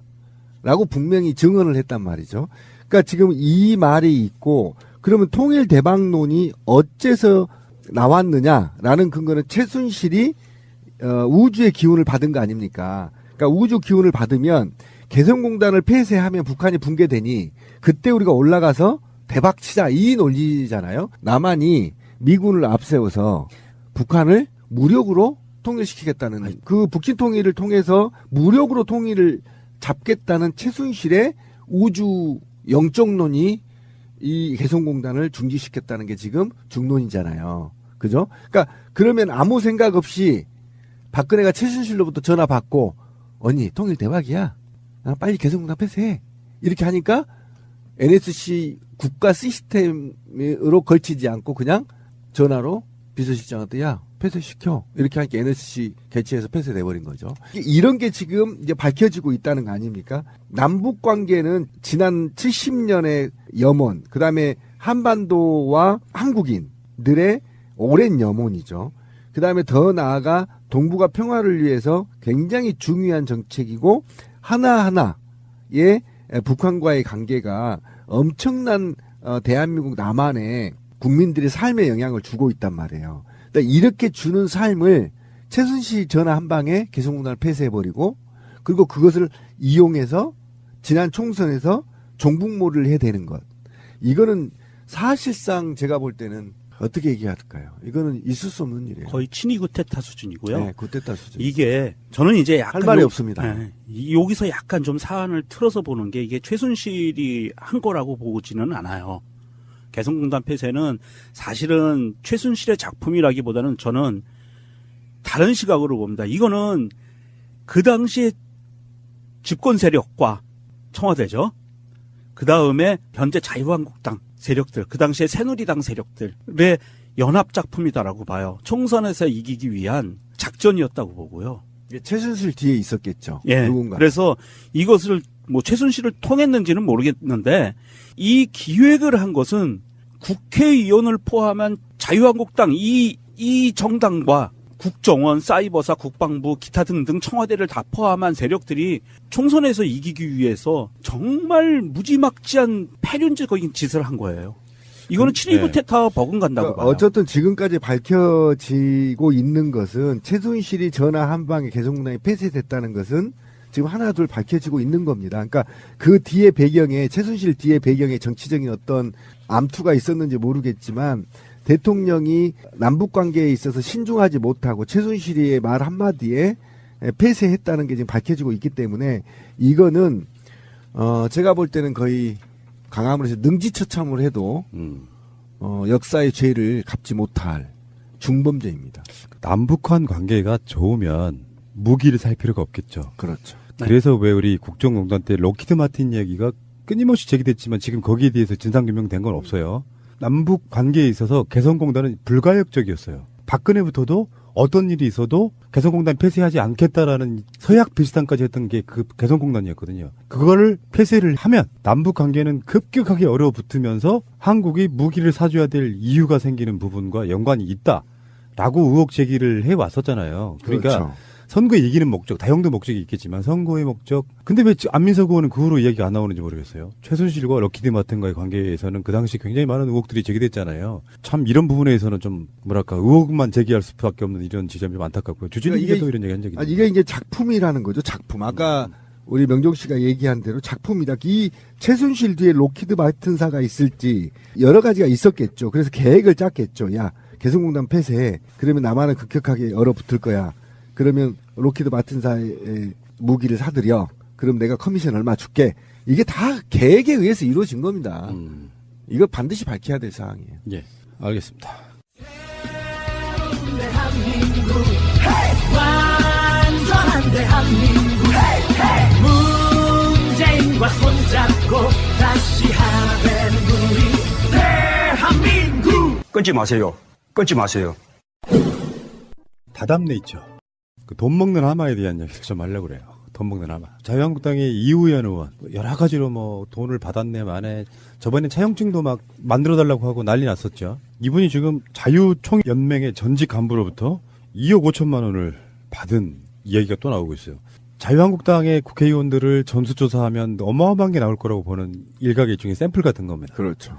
이 사람은 지금 뭐 공천 관련해서 헌금 받은 것도 10억이 넘어가는 사람이에요. 밝혀진 것만. 차용증 만들어달라는 참 희대의 코멘트 하고 있고. 검찰이 부르니까 병원에 가서 시술 받아버리고. 지금 이제 국회가 계속 회기가 연장되고 있어요. 임시국회가. 이 의원의 후원회장이라고 알려졌는데 후원회장도 아니야. 후원회장이기 때문에 후원금을 건넸다. 사실은 그런 경우가 아니라면 이 경우는 그런 경우죠. 뇌물을 주고 반대로 무언가를 봐준 그런 케이스라고 봐야겠죠. 지금 이 의원도 그렇고요. 우리가 얼마 전에 방송으로 이야기했던 서청원 건도 그렇고 닥치는 대로 검은 게이트와 연관이 있다는 거잖아요. 저번에 그 야수님 증언에 의하면은 각종 제보가 다 서청원이 뭘 해먹었다 이야기하는 것처럼 대체 이 사람들을 얼마나 썩었는지를 단적으로 이 의원이 누군지 아세요? 여러분 이 사건 나기 전에 이름 들어본 적이나 있어요? 몰랐죠. 그러니까 지역이나 어디서 요소에서 관련돼 있는 상임이나 있으면서 지역으로부터 관련 상임위에 있는 기업들로부터 엄청나게 뭔가를 받아 챙겼던 아니 시대가 어떤 시대인데 이런 자들이 버젓이 지금도 국회에 있냐고요. 돈이나 받고. 자유한국당 다 깨끗한데 서청원하고 이 의원만 안 깨끗할까요? 지금 생각해보면은 검찰의 어떤 인력적인 한계, 사회적 분위기 한계도 한몫할 거라고 생각하는데 자유한국당 사람들 특별법 만들어가지고 자유한국당이 아니라도 마찬가지예요. 이쪽에 계시는 분이라도 뇌물 받고 이러신 분들 전부 다 탈탈탈 털어가지고 일정 정도 사실상의 국회 해산해주라는 정도로 뭔가 좀 단죄를 해야 됩니다. 찔끔찔끔 이렇게 드러나니까 우리 감각도 이제 약간 무감각해진 것 같아요. 제가 그래서 저는 그런 얘기입니다. 촛불혁명이었다라고 한다면 적어도 촛불혁명만큼의 강도 높은 개혁과 개혁 정책을 해야 된다는 거죠. 이 국민들의 정서가 지금 법원에 전달되지 않고 있는 이유는 분명히 말씀드리지만 대한민국은 상위 1%가 국가 권력을 다 장악해 있기 때문이에요. 그러니까 우리가 볼 때는 사법부가 국회와 전혀 연관이 없을 것 같지만 국회의원의 자식, 조카, 사돈 다 연결돼 있고요. 대기업들도 다 사법부에 연결돼 있고요. 그다음에 지금 우리가 말했던 지금 지탄받고 있는 한번 봅시다. 자유총연맹 김경재 이자가 누굽니까? 김대중 대통령 예, 쓰레기입니다. 지금 쓰레기로 전략한 거잖아요. 다 이런 수뇌부들이 다 그렇고 그 인맥들이 있기 때문에 서로 감싸주기를 사법부든 입법부든 행정부든 지금 하고 있다라는 겁니다. 제 얘기는. 그러면 과감하게 이거를 척결할 수 있는 것은 국민밖에 없단 말이에요. 지속적으로 요구를 할 수밖에 없는 것이고, 더더욱이 제가 지금 화가 난 건 뭐냐면 박근혜 임기 시절에 이명박과 박근혜 임기 시절에 가장 방방 떴던 날뛰었던 단체가 어디입니까? 자유총연맹하고 제한군인의 고엽제 전후의 경우에 새마을협회 이 관변단체인데 혈세로 전부 다 지금 지원을 한 거 아닙니까? 그렇죠. 예. 이 단체 해산해야 돼요, 시발. 이 단체가 해산하지 않으면 이 다음에 또 이 악이 반복된단 말이에요. 완전하게 해체시켜야 됩니다, 국정원까지. 그러려면 아직도 우리가 더 분노하고 더 직결해야 된다는. 지금 문재인 정부에 맡기고 다 맡겨놓고 우리는 일상생활 하면 저 분명히 말씀드리면 30%도 적폐 정산 못합니다. 지금 이런 식으로 엄청나게 지난 9년 동안 곳곳에서 이렇게 헤쳐모은 걸 언제 정부가 다 파고 언제 사법부가 다 팝니까? 우리 국민들 기억도 못합니다, 이거. 그래서 사실 이제 검찰에서는 굉장히 어려워요. 인력 문제도 있고 시간 문제도 있고 순서 문제도 있고 하기 때문에. 그래서 지금 그 정부에서 하고자 하는 것은 공수처법이거든요. 공수처법이 발효가 되면 고위공직자 비리수사처를 만들면 이런 국회의원, 이런 그 아주 고위직에 있는 사람들에 대해서 정말 감찰을 제대로 할 수 있는 거거든요. 집중적으로. 그래서 고위공직자들이 비리를 저지를 수 없는 나라를 만들겠다라는 게 공수처법이에요. 이 사건에 대한 얼개를 좀 설명 좀 해주세요. 박근혜 정부 당시에 한국자유총연맹 간부와 새누리당 중앙위원회 상임고문을 지낸 윤 모 씨가 있습니다. 경기도 용인시에서 건설업체를 운영하던 윤 씨는 같은 지역에 있던 이우현 의원이 국회에 입성하자 뒷돈을 건네기 시작했습니다. 예, 검찰이 지금 파고 있는 이야기는 뭐냐면은 이 윤 모 씨가 한국전력 자회사의 자리를 청탁한다는 거야. 이 사람 건설회사 운영하는 사람이죠. 한국전력 자회사에 자리 선택한다는 게 보통 이제 이사 정도 될 거예요, 아마. 이 사람도 정치권에 있는 사람이잖아요. 그래서 이우연 이 사람에게 뇌물을 건네면서 그 자리를, 이 뇌물 구전이 이렇게 되는 거야. 만약에 이 사람이 한국전력 자회사의 어떤 이사 정도를 꽂히면 자기가 뇌물을 준 만큼보다 훨씬 더 많이 가져올 뭔가가 있는 거거든요. 그렇죠. 당연히 그 중에 네. 건설회사를 갖고 있었으니까 그 회사에 일감 몰아주기를 하겠죠. 그러니까 이런 놈들이 한두 명이겠냐고요. 근데 정치 보복 탄압이라는 논리로 막 완곡에 저항하고 있는 거거든. 이 세력 자체는 사실은 자유한국당이라는 세력 자체는 민주주의 국가니까 살아남고 있는 거예요. 만약에 정반대로 정말 깨끗한 군인들이 쿠데타 같은 걸 했다 그러면 바로 청사령이야, 이 사람들. 하는 짓 보면 진짜. 근데 사실은 이게 이제 촛불혁명 이후에 그 정도 아까 막 곰피디가 얘기한 대로 그 정도의 강도 높은 척결을 했었어야 돼요. 진짜 저는 쓸었어야 된다고 봐요. 근데 사실 좀 어렵죠, 그 부분이. 실질적으로. 그래서 어렵다. 저는 아까 우리 검찰 인력 부족이라고 했는데 특별검찰을 한 1000명 정도 채용해서요. 이거 뿌리 뽑아야 된다고 저는 그거 생각해요. 힘들어요. 그중에 일배 있을 가능성이 있어. 일배 검찰. 아이고. 자, 알겠고요. 정말 씁쓸한 어떤 단면을 보는 영양가 있는 이야기는 앞에 결혼 안 하는 사람들 이야기였던 것 같아요. 나머지는 다 쓰레기 같은 이야기밖에 없었습니다. 예, 알겠고요. 다음 방송에서 다시 시작해요. 얘는 비용이 많이 들어가니까 자기 능력껏 되는 만큼 아이만 하나 낳아서 키워요. 잘 키웁니다. 사실 이 결혼과 출산율의 문제는 이게 시대가 변해가면서 어쩔 수 없이 변해가는 양상이기는 해요. 어떻게 개인의 나의 행복을 추구하는 시대로 이제는 접어들었기 때문에 어찌할 수 없는 사회적인 현상이라고 우리가 인정을 하기는 해야 돼요. 그렇지만 아까도 얘기한 것처럼 먼 훗날 정말 그 인구 절벽이 심해져서 사회에서 노동을 할 수 있는, 그러니까 생산적으로 돈을 벌어들일 수 있는 인구가 너무 적으면 복지도 할 수가 없고 이제 아무것도 할 수 없는 세상이 올 수가 있어요.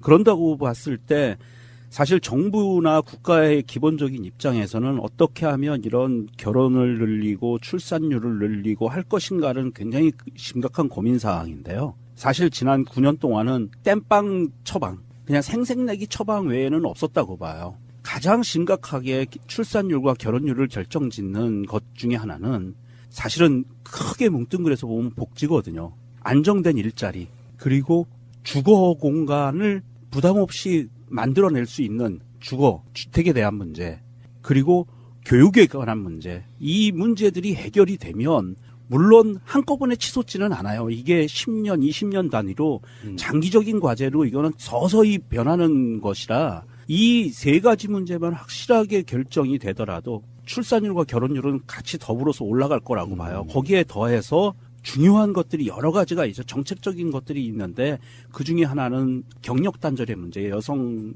노동자들의 엄마가 되고 나서의 경력 단절의 문제, 이런 여러 가지 문제들이 같이 복합적으로 전체 사회 시스템이 변해 가야만이 이것이 좀 더 좋은 방향으로 갈 수 있다고 보거든요. 오케이, 동의하고 어쨌든 노동 문제가 나왔는데 환경을 보면 2016년 기준에 임금 노동자가 1,967만 명 정도 있는데 이 정도 정규직이 1,318만 3천 명 정도 되고요. 나머지 이제 한 600만이 비정규직. 이거는 노동부 통계인데요. 이건 거짓말입니다. 제가 볼 땐 1,000만이 넘어갔어요, 이 비정규직이. 근데 비정규직이 1,000만 시대에 당연하게 지금 출산율을 보면 비정규직이 늘어나는 것과 혼인 비율을 보면 혼인 건수가 지금 2016년에 28만 2천 건이었어요. 가장 정점을 이루었던 게 2007년도 34만 4천 건이었거든요. 그러니까 2007년부터 2016년까지 전부 다 하향 곡선을 내리고 있었죠.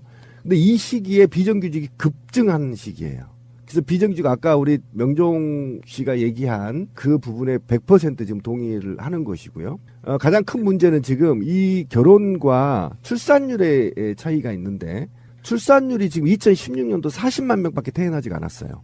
그죠? 그럼 15년도에 43만 명밖에 안 돼요. 13년을 거슬러 가면 43만 6천 명이죠. 가장 정점을 이뤘던 게 2007년도 아까 결혼 건수 높다고 했죠. 2007년도에 결혼 건수가 34만 4천 명이었단 말이죠. 그때 출생아 수가 49만 3천 명이었단 말이에요. 결혼율과 출산율이 비례하고 있다라는 거죠. 그러면 지금 16년 출산율이 40만 6천 명인데 2017년도 출산율이 얼마나 될까요? 지금 전문가들이 35만 못 넘는다고 한답니다. 그러면 16년에 비해서 거의 5만이 빠져버린 거예요. 그럼 그 추산치를 보면 지금 문제가 되고 있는 게 결혼율이 지금 낮고 있다는 거예요. 그러면 비례로 같은 비례 방향으로 출산율이 떨어지고 있거든요. 이게 굉장한 큰 문제인데 이걸 뭐 전문가들은 드디어 무자식 상발자 시대가 왔다. 네, 입금하시는. 그거 신비 주라고 이렇게 썼을 거예요. 나머지는 신비 줘 이렇게 차비하라. 그래서 깜짝 놀라서 바로 연락드리고 나머지 금액을 돌려드렸습니다. 아이고 그렇게 훌륭하신 분이. 근데 동그라미 3개를 더 쳤어요. 끔찍하다 진짜. 아이고. 어떤 분한테는 그게 생활비 보통 이제 여기 후원이나 뭐 이런 거 하시는 분들은 어떤 생활비 기준 이런 게 있기 때문에 만약에 2만 1,000원 보낼 거를 21만 원 보냈다고 하면은 이분은 최소한 한 3, 4일은 굶으셔야 돼요. 이분은 굉장히 부자네. 10만 원 이상 통장에 있다는 게 대단한 겁니다. 제가 전화 드릴 때까지 모르고 계셨더라고요. 이런 게 있어. 그게 손떨림 현상이라고 우리 그 시민의 눈에서 한참 문제 제기했던 거 있잖아요. 손떨림 현상. 공 하나 더 치는 거. 근데 요즘에는요 글자를 치시지 말고요. 송금할 때 10,000원 단위, 10만 원 단위 이걸 여러 번 누르면서 하는 게 있어요. 10만 원 4개 누르면 40만 원 이런 식으로 이렇게 다 그런 기능이 있기 때문에 그 기능을 쓰시는 건 어떨까 한번 알려드려 보고. 자, 어쨌건 오늘도 재밌게 즐겁게 많은 분들이 그러십니다. 신비님 나오는 방송이 제일 재밌다. 예. 그래요? 재미는 있죠. 제가 재밌는 사람이 아닌데. 오늘은 좀 그 목소리가 이상하더라도 봐주세요. 예. 그리고요, 다시 말씀드리지만 지금 마차님, 야수님, 뭐 명정님 이런 분들만 달력 포장을 하고 있기 때문에 좀 늦어져요. 왜냐하면 양이 많아서 많은 분들 양해 바라고요. 저는 안 합니다. 왜냐하면 편집을 해야 되거든요. 자, 출발하겠습니다. 제도로서의 민주주의가 흔들리고 구타는 일은 이제 없습니다. 민주주의가 밥이고 밥이 민주주의가 되어야 합니다. 자, 아주 중요한 뉴스라고 볼 수는 없는 것 같지만 정말 중요한 뉴스예요. 어쩌면 몇십 년 후에는 한민족이 지구상에 사라질지도 몰라요. 왜 그러냐면 진짜로 결혼들 안 해요. 아이도 안 낳고. 그렇다 보니까 이게 문재인 정부에게도 부담이 되고 있습니다. 실제로 그래서 문 대통령이 최근에 뭐 국무회의나 수보에서 그런 이야기를 여러 번 해요. 젊은 사람들이 결혼 안 하겠다, 아이 안 낳겠다 이런 분위기로 가다 보니까 지금 최근에 10월 달에 혼인 건수가 있잖아요. 월별 통계를 작성한 게 2001년도부터래요. 근데 그 기준으로 했을 때 이번 10월이 가장 적었답니다. 17,400건. 우리나라 인구가 얼마인데 그게 가장 적었고요. 지난해 10월과 비교해서도 20% 정도 감소했고. 20%면 되게 큰 그럼요. 건데. 예. 내년은 더 심할 겁니다. 이게 그냥 3, 4% 빠지는 것도 심하게 빠진 거거든요. 20% 빠졌다고 하면은 결혼을 정말 안 한다는 게 체감적으로 느껴지는 거예요. 우리도 주위에 보면은 뭐 다녀오신 분들 말고 아예 안 가신 분 중에 대표적으로 야수님 이런 분도 있잖아요. 우리 패널들 중에 결혼 안 하고 지금도 이렇게 총각으로 또는 처녀로 계시는 분도 있잖아요. 결혼을 한다 하더라도 손해 마이너스 1 하나만 낳거나 저 같은 경우 우리 곰피디도 하나밖에 안 낳죠. 네, 그러니까 손해 보는 거죠. 그런데 이게 말이에요. 이게 기사가 좀 잘못됐습니다. 요즘 방송들이 생각 없이 쓰는데 아이 안 낳고 결혼도 안 하는 한국이 아니에요. 아이도 못 낳고 결혼도 못 하는 한국이야죠. 이해가시죠? 그렇죠. 예. 하고 싶은데 못 하는 못 거잖아요. 하는 겁니다. 사실. 안 하고 싶은 게 아닌 거죠. 그리고 꼭 결혼을 해야만 아이를 낳을 수 있느냐 이것도 바뀌어야 된다고 생각하는 그렇죠. 게 결혼하지 않아도 사실혼 아니면은 동거 예. 이런 뭐 프랑스처럼 팍스라고 하는데 그 정도만 유지를 하더라도 사실상 법적 가족으로 인정을 해주고 아이를 낳고 사는데 문제 없도록 그렇게만 해주면은 훨씬 이 출산율이 더 낮지 않을까. 제 여사친도 한 명 있는데 그분은 결혼 안 하고 아이만 낳았어요. 결혼하기에는 너무 두 가족을 차려야겠다 이렇게 얘기를 하더라고. 굉장히 전문 용어를 쓰더라고요. 근데 어쨌든 이게 우리가 아까 명중 씨가 얘기한 비정규직 시대 이게 사실 좀 우리가 딱딱하게 얘기하지 말고 한번 해보죠. 제 주변에요. 20, 30대들 삶이 얼마나 황당한지 한번 돌이켜봐야 될 것 같아요. 4년제 나오면 스카이 서울 인서울 하려고 난리가 나잖아요. 그럼 국립대 빼고 인서울 나오면 기본으로 빚이 얼마인지 아시나요? 3,500이에요 기본이. 깔고 오는 거야 깔고. 연리 3%짜리로. 깔고 온단 말이에요. 그러면 이들이 취직을 할 수 있느냐. 제가 분명히 말하지만 지금 10명 중에 4명이 취직을 못해요. 4명이 취직을 못하는데 이 4명들이 어떻게 할 거냐. 그럼 나머지는 비정규직으로 간다는 거 아닙니까? 그러면 정규직은 한번 보자고요. 정규직은 밤새 제 시민의 눈 사무실 옆에 CJ 본사가 있거든요. 이것들 제가 한번 고발하려고 해요. 새벽 4시, 5시까지 일해요. 불만 켜놨겠지. 네, 어쨌든 거기 하고 있다는 거 아닙니까? 그러면 언제 섹스하고 언제 애를 낳냐고 결혼한 놈 정규직이라 하더라도. 맞아요. 그럼 비정규직은 2-3개씩 직장을 갖고 있는 거 아닙니까? 24시 돌아다니면서 이거 저거 다 하고. 그리고 한번 보자고요. 지금 여자친구하고 데이트 한번 하는데 20만 원 정도 깨지죠. 10에서 15만 원 정도 깨지더라고요. 거하게 쓰시네. 아니죠. 커피 한 잔 계산해 보세요. 식대 계산해 보세요. 영화 보세요. 모텔비 해보세요. 15만 원인데 15만 원을 벌려면 시간당 6470 받으면 몇 시간을 벌어야 되는지 아세요? 끔찍하네. 끔찍합니다. 지금 이게 웃을 일이 아니고요. 제가 지금 화도 열받아서 그러는데 그다음에 이들이 우리 아까 녹음하기 전에 핸드폰이 화제였는데 우리 패널들이 핸드폰 150만 원짜리 사면요. 24개월 동안 노예가 되는 거예요. 56,000원씩. 예를 들면 이런 걸 하다 보면 아무것도 내가 돈 쓸 게 없고요. 애인한테 목도리나 사줄 수 있는 돈이 없단 말이에요. 근데 어떻게 연애를 하고 어떻게 데이트를 해요? 맞아요. 능력 있는 여자는 결혼하자니 애인이 직장이 없어. 비정규직이야. 키워봐야 내가 허당이야. 안 하는 겁니다. 이게 그러면 문제가 뭐냐. 제가 볼 때는 지금 특단의 조치를 강구해. 아까 우리 권PD가 얘기했는데 이러다가 우리나라 없어진다 이 얘기인데 저는 거기 동의해요. 이게 몇 년 가면 없어집니다. 왜 그러냐면 한국 사회가 굉장히 마초적인 국가이잖아요. 남성 중심 사회이고 한번 생각해 보자고. 직장도 다니면 아이 낳으러 들어가면 뭐 경력 단절 나지 남자들이 또 뭐 하지 어쨌든 그렇잖아요.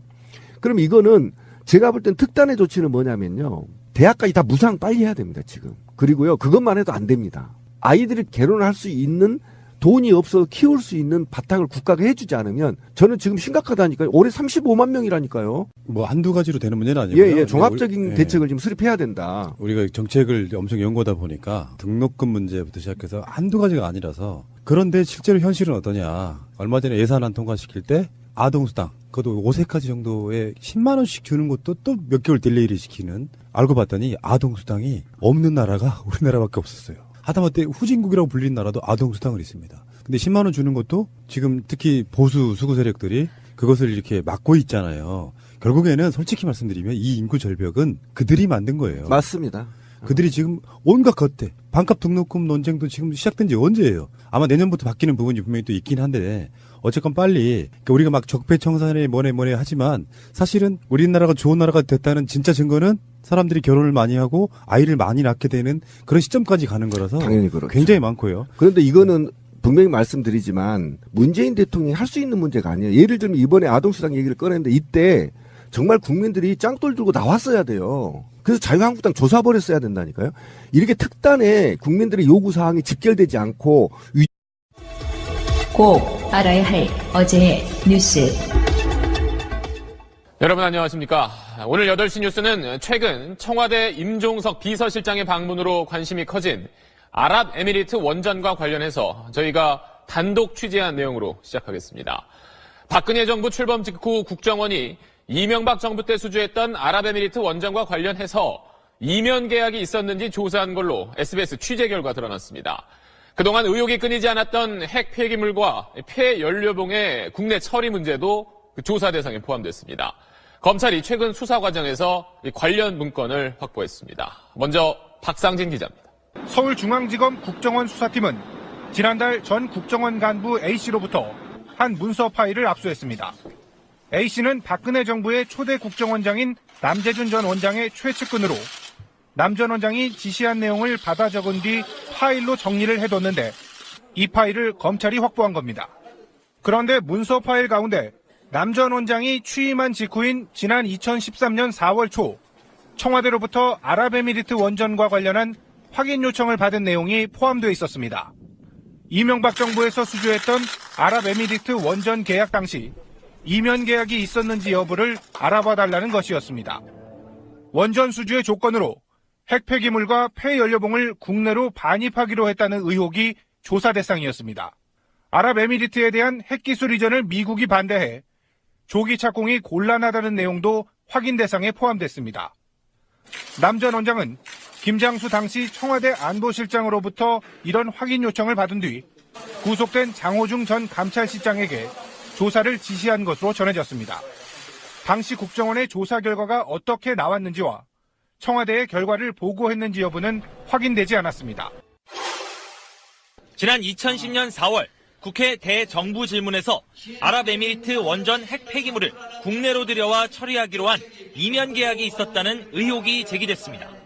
이 원전 핵폐기물 처리 책임은 주계약자인 한전이 맡도록 되어 있어요. 그렇지요?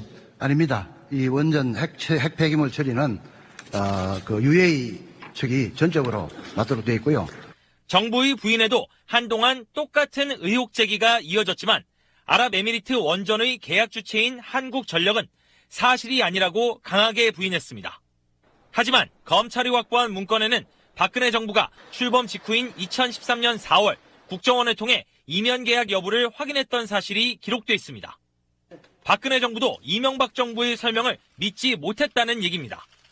문건에는 핵 폐기물 한국 반입, 사용 후 연료봉 한국 보관, 이면 계약 조건 수주라고 적혀 있어 이 부분에 대한 조사가 이루어졌을 것으로 보입니다. 이면 계약이 사실이라면 폐연료봉 재처리 시설이 없고 보관 공간도 포화 상태에 다다른 우리나라로선 상당한 부담을 떠안은 셈입니다. 아랍에미리트 원전 문제가 다시 수면 위로 떠오른 상황에 검찰이 관련 문건을 확보한 만큼 이면 계약의 실체에 대한 수사가 불가피할 전망입니다. 지난 9일 임종석 청와대 비서실장이 아랍에미리트를 방문할 당시 서동구 국정원 1차장이 동행했습니다. 당초 동행 사실을 공개하지 않았던 청와대는 동행 배경에 대한 의문이 제기되자 뒤늦게 정보교류 차원이라는 모호한 설명을 내놨습니다. 그러나 원전 수주 과정의 국정원 관여 정황이 박근혜 정부 당시 포착됐던 것으로 알려진 만큼 서동구 차장의 동행에 또 다른 이유가 있을 가능성도 배제할 수 없습니다. 남재준 전 국정원장은 2013년 3월 취임 직후 국정원이 계약 과정이 공개되지 않은 부분에서 모종의 역할을 한 사실을 확인했던 것으로 알려졌습니다. 따라서 이면 계약의 존재 여부도 국정원이 가장 잘 알 것으로 보고 내부 감찰 조사를 지시했던 것으로 보입니다. 남 전 원장에게 이면 계약 여부에 대한 진상 파악을 지시한 것으로 알려진 김장수 전 안보실장은 SBS와의 통화에서 이면 계약 진상 파악 지시는 기억나지 않는다, 모르는 일이라고 말했습니다. 문건을 작성한 것으로 알려진 전 국정원 간부 A씨는 문건에 그런 내용이 있었다면 사실일 가능성이 높다면서도 정확한 내용은 기억나지 않는다고 밝혔습니다. 2009년 12월 원전 수출을 계약하기 전 김태영 국방장관은 아랍에미리트를 2차례 방문해 군사교류협력 협정을 체결했습니다. UAE 측에서 여러 가지 군에서의 좀 협조나 이런 거를 희망을 했습니다. 이런 포괄적인 그런 거를 저희가 스펙트럼을 제시를 했고 그거에 대해서 UAE 측에서는 굉장히 만족하게 생각을 했습니다. 이듬해 6월 국방부는 정비와 군사훈련 노하우를 아랍에미리트에 전수할 육해공군 예비역을 모집했지만 지원 인력 부족 등으로 파견이 보류됐습니다. 이명박 정부 마지막 해인 2012년 다시 아랍에미리트 비행훈련센터 설립 계획을 세웠습니다. 굉장히 간절했던 것 같습니다. 그래서인지 그 브로커를 이용해가지고 이제 한국 쪽하고 이렇게 그 접촉을 했던 것 같습니다. 이번엔 인력이 꾸려져 파견 준비에 들어갔습니다. 그런데 박근혜 정부가 들어선 2013년 3월 사업은 취소됐습니다. 2013년 3월 그 시기쯤 돼가지고 뭐 특별한 그 설명 없이 모든 것들이 종결됐다, 끝났다. 그 연락을 받고 박근혜 정부가 이명박 정부의 원전 수출에 대한 의혹을 들여다보면서 원전 수출의 대가로 보이는 군사 협력에도 선을 그은 걸로 보입니다. 아랍에미리트로서는 우리나라와 군사 협력을 맺은 뒤 국산 무기 수입을 30배나 늘려간 상황. 군 관계자는 우리가 군 지원 약속은 어기고 돈만 벌어간 셈이어서 아랍에미리트의 감정이 단단히 상했었다고 말했습니다. 방송 중간에 좋아요를 눌러주시면 새날팀들에게 큰 힘이 됩니다. 미리 감사합니다. 트위터가 진짜 언론입니다. 예, 12월 28일 목요일 무려 2년 전에 정확하게 2년 전에 박근혜의 한일 위안부 합의 일방적인 발표가 있었던 그런 날이기도 하고요. 자, 2년 동안 그 빡침을 간직하고 아직까지 방송을 하고 계신 우리 신비님. 반갑습니다. 예, 어서 오시고요. 감기 때문에 죽겠어요. 빡친 신비? 감기 걸린 신비. 참. 짱돌로도 안 되더만 감기는. 짱돌을 갈아 마셔야지. 짱돌을 그냥 갈아 마시는 게 아니고요. 소주에다가 고춧가루를 타가지고. 그렇게 먹어야 떨어지는. 아니지, 너 감기야? 이리 와. 짱돌로 막 조사부리면 돼. 너 감기 이리 와. 막 조사면 돼. 네. 나는 저번에 이런 황당함이 참 컸어요. 자, 명정님. 안녕하세요. 유명정입니다. 예, 어서 오시고. 자, 우리 마차님도. 안녕하세요. 마차입니다. 요즘 새날 달력 포장하느라 힘드시죠? 네, 그런데 오늘 또 재밌는 일이 있었어요. 어떤 분께서 21,000원 입금하셔야 되는데 0을 하나 더 붙이셔서 21만